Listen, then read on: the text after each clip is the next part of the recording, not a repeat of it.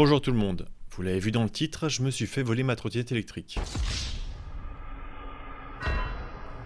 Je vais en profiter pour vous expliquer comment c'est arrivé et surtout comment éviter de vous retrouver dans cette situation très désagréable. Car en y réfléchissant, il y avait de très nombreux red flags que je n'ai pas vus et qui auraient pu m'éviter de me sentir très con à faire confiance à son prochain. J'espère que cette vidéo pourra aider d'autres personnes et leur éviter de tomber dans le même panneau que moi. Je parlerai également des étapes à suivre si malheureusement ça vous arrive et comment peut-être avoir une chance de remettre la main dessus. Mais avant de commencer, je tiens à remercier toutes les personnes qui soutiennent Altisplay et qui me permettent de prendre le temps de réaliser ces sujets et aux abonnés, car grâce à vous et la visibilité que vous me donnez, la marque Navy m'avait envoyé cette trottinette pour que je puisse la tester. Vous aviez peut-être pu voir le test en direct, sinon c'est sur la chaîne Altis Replay. Et j'avais également réalisé un sujet où elle servait de comparatif par rapport aux trottinettes libre-service. Et après le test de cette trottinette, vu que je n'en avais plus trop l'utilité et que payer une assurance pour ne pas l'utiliser, c'est pas vraiment mon délire, j'ai décidé de la vendre sur Le Bon Coin. Là, je me fais contacter le 19 janvier par la personne qui me demande si j'ai le chargeur, me propose de négocier le prix. Jusque-là, rien d'anormal. Enfin si, vous l'avez peut-être remarqué, on a notre premier red flag, cet utilisateur n'est membre que depuis janvier 2023.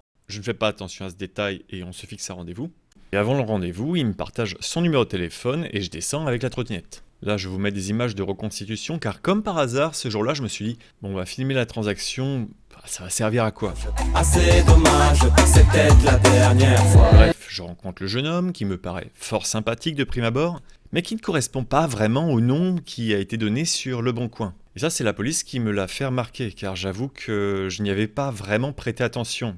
Mais je ne cautionne pas cet indice car un nom ne fait pas une silhouette. Le jeune homme semble intéressé et me pose des questions sur l'autonomie, la distance maximale, si la batterie est compatible avec une Xiaomi. Là, c'est encore un red flag. Pourquoi il me demande ça? Est-ce qu'il a déjà une batterie chez lui? Est-ce qu'il a déjà anticipé de ne pas avoir besoin de la batterie que je lui ai donnée? Ensuite, on parle du poids de la trottinette, de l'accélération, et il me demande si elle a un GPS. Réfléchis, bon sang. Aïe aïe aïe, gros red flag ici également. J'avoue avoir un peu tiqué sur le moment, mais la question était noyée parmi d'autres, et donc j'avais pensé à une option qui aurait pu avoir la trottinette, mais non, il voulait juste savoir s'il y avait le GPS. Bah ouais, c'est quand même vachement plus difficile de retrouver une trottinette qui n'a pas de GPS. Pas con le mec. Il me demande ensuite si j'ai les documents pour pouvoir prouver l'achat du véhicule. Alors je lui présente tous les papiers d'achat avec la déclaration de douane et l'importation en Europe, avec l'identifiant du véhicule. Je lui dis aussi que la trottinette est vraiment neuve, que je suis un créateur de contenu et qu'elle fait partie d'un test. D'ailleurs, je lui dis que je suis Altisplay. J'espère qu'il s'est abonné depuis, car ça commence à faire cher pour l'achat d'abonnés. Et d'ailleurs, toi qui es en possession de ma trottinette, si jamais tu tombes sur cette vidéo, déjà j'espère que le test s'est bien passé, et n'hésite pas à rapporter la trottinette, bro. Ça serait cool de ta part. On peut encore s'arranger. Je t'explique ça par la suite, parce que ça va se gâter un petit peu. Et donc, le dernier red flag, c'est au moment de tester la trottinette. Là, je lui demande sa carte d'identité.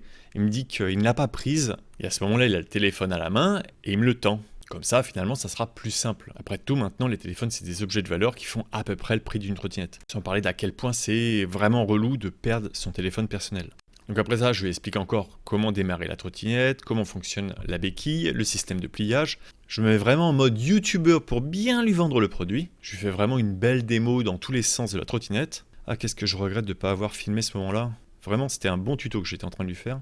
Et là, après avoir testé un peu tout, il commence à partir avec. Et à ce moment précis, il y a une personne qui était là à côté pendant un certain temps, je sais pas depuis quand exactement. Elle vient me parler, elle me parle de la trottinette, elle me dit est-ce que je suis en train de la vendre, etc. Elle tape la discute. Donc moi, vu que je suis quelqu'un de social, je suis à fond là-dedans, je commence à parler de la trottinette, tout le tralala. Et au bout d'un moment, on se rend compte que la personne qui est en train de tester la trottinette ne revient pas. Goodbye, my friend.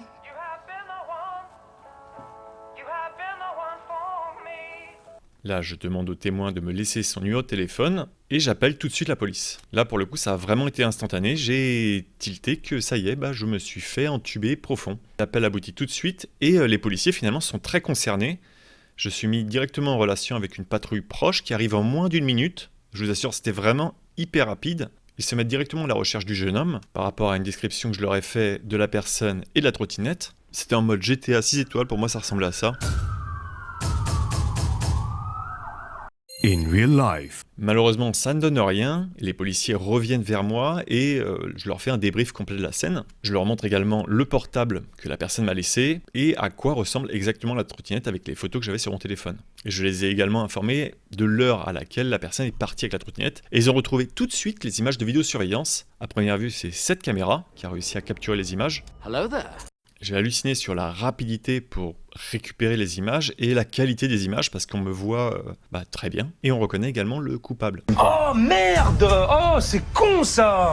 Je leur donne une description supplémentaire du suspect et ils m'encouragent par la suite à aller porter plainte. Le temps de rentrer chez moi pour aller récupérer un chargeur et mon vélo, je vais au commissariat. Cette fois, je filme. Je suis très rapidement pris en charge, presque pas de temps d'attente. Je raconte mon histoire et la première chose que l'on m'indique, c'est que le téléphone n'a pas été volé et donc que je peux le garder. D'ailleurs, il ne faut pas hésiter à être exhaustif dans la description car il y a des éléments qui peuvent permettre de comprendre ce qui s'est passé. Donc finalement, c'est très bizarre. Je me retrouve avec cet iPhone SE 68Go.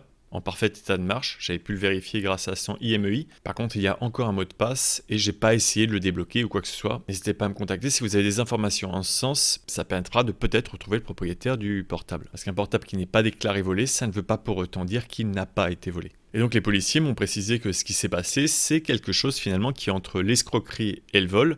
Et ça finalement, ça sera au procureur de trancher la question. Alors l'escroquerie, c'est quand vous avez agi volontairement en tant que victime après avoir été trompé sur les intentions de l'auteur, qui dissimulait la vérité. Et le vol, lui, c'est que le bien était dérobé à la victime contre sa volonté.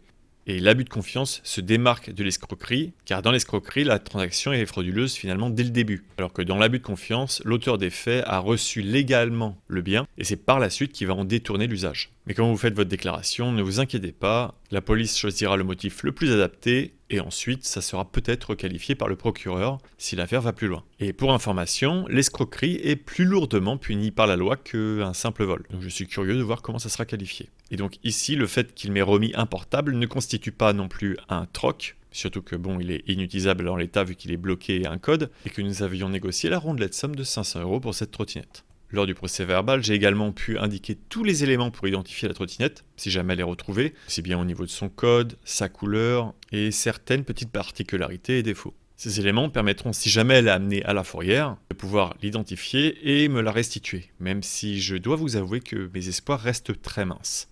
J'ai également partagé les informations sur le témoin, sa description, numéro de téléphone, et également le téléphone du coupable, qui était un Leica mobile prépayé, un autre red flag que j'aurais dû détecter si j'avais téléphoné au vendeur. Et enfin, j'ai donné une description très précise du jeune homme qui m'a volé la trottinette, car oui, je suis physionomiste, ça tombe mal. J'ai donc pu décrire très précisément le visage, le poids, la taille, et ça a permis de le retrouver dans la banque de données dont dispose la police.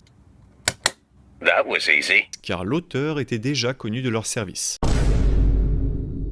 Et lui aussi, pour le reconnaître, c'est grâce à des particularités très précises et défauts qu'il a sur son visage. Aucun doute, donc, c'est pas très malin mon bro. Il va falloir que tu changes de carrière assez rapidement. D'ailleurs, je recherche un monteur, si jamais tu veux te reconvertir, je te laisserai une chance. Bon, alors maintenant que c'est fait pour moi, comment éviter que ça arrive pour les autres ? Tout d'abord, le jour de la vente, simplement en refusant à la personne de faire le test sans avoir reçu soit la somme adéquate, soit la carte d'identité qui correspond bien à la personne et à son compte Le Bon Coin.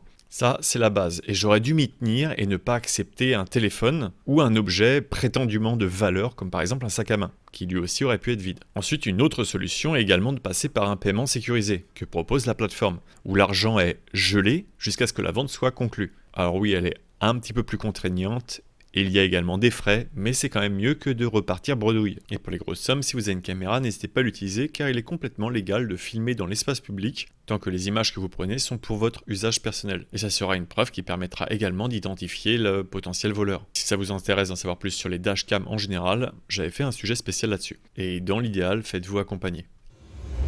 Et j'en profite également pour informer les potentiels acheteurs qu'il est fortement recommandé de demander au vendeur une preuve d'achat du véhicule et de signer avec le vendeur un certificat de cession du véhicule d'occasion. Ça ressemble à ça et je vous mettrai le lien en description. Et si le véhicule est équipé d'un marquage, il faudra également effectuer ce transfert.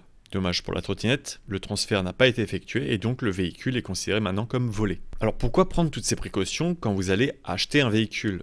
Eh bien, si jamais un jour votre véhicule est reconnu comme un véhicule volé, même si vous l'avez acheté d'occasion à un vendeur, il pourra être restitué sur une durée de 3 ans à son ancien propriétaire. Et à ce moment-là, vous n'aurez aucun recours ni aucun dédommagement de la part de l'ancien propriétaire. Il faudra donc, grâce au document que vous avez fait, porter plainte pour escroquerie envers votre vendeur. Bon, et maintenant, qu'est-ce qui va se passer? Alors tout d'abord, l'affaire est en cours, il faut donc que je patiente pour avoir le jugement et obtenir réparation du préjudice. Alors ça c'est très long, ça prend à peu près 9 mois. Ensuite, n'hésitez pas à contacter votre assurance si vous êtes assuré pour vol. Malheureusement, moi j'étais assuré pour la trottinette, mais ni pour le vol, ni pour l'escroquerie. Dommage. Et indépendamment, vous pouvez également vous faire accompagner par la protection juridique si vous l'avez souscrite avec votre assurance habitation par exemple. Ça permet de couvrir les frais de procédure si vous souhaitez aller plus loin et engager un avocat. Et enfin, une fois que l'auteur des faits sera reconnu et poursuivi devant un tribunal correctionnel, vous pourrez vous constituer partie civile et ainsi vous faire indemniser par le fonds de garantie des victimes, et ça je vous tiendrai informé là-dessus. De mon côté, je vais garder un œil ouvert pour essayer de retrouver la trottinette sur le bon coin ou les plateformes où elle pourrait être vendue. Et si vous souhaitez m'aider dans cette tâche, n'hésitez pas, j'ai créé un petit salon sur Discord, mais on essaye ici de retrouver uniquement l'objet, pas l'auteur du vol, car ça c'est à la justice de s'occuper de son cas. Mais trouver des éléments qui permettraient de récupérer le véhicule ou de faire avancer l'affaire, ça peut être intéressant et ça pourrait être communiqué. En tout cas, si vous croisez quelqu'un avec cette trottinette, ça ne risque pas de passer inaperçu. Avant de finir, je tiens quand même à passer un message aux personnes qui ont été victimes de ce même type d'arnaque. Ça ne sert absolument à rien de vous accabler, parce que vous avez été trop crédule ou trop gentil. Le problème ici ne vient pas de vous. Malheureusement, certaines personnes n'hésitent pas à abuser de cette gentillesse. Il faut juste s'en prémunir et être un petit peu plus méfiant, le nécessaire finalement pour éviter que ce genre de choses se reproduisent ou se produisent. Et à ce propos, n'hésitez pas au maximum d'en parler autour de vous et de partager cette vidéo ou votre expérience pour permettre à d'autres d'éviter de tomber dans le panneau. Donc voilà un petit peu toute cette histoire et les conseils que j'ai. Si vous avez d'autres anecdotes, n'hésitez pas à les partager. Si vous avez également d'autres red flags ou astuces, n'hésitez pas à les mettre en commentaire. Moi, je les rajouterai dans la description de la vidéo et ferai potentiellement un autre sujet. N'hésitez pas non plus à me dire ce que vous pensez de ce type de format, un petit peu plus détendu. On arrive à la fin et je tiens à remercier bien sûr toutes les personnes qui soutiennent Altisplay sur Utip, Tipeee, Twitch et YouTube, et récemment également sur Patreon. Vous retrouverez toutes les informations en description. Sur ce, je vous dis à bientôt pour de prochaines vidéos, et bonne route. Tout va bien. Tout va bien. Bon. Ah. Où est-ce qu'on va ?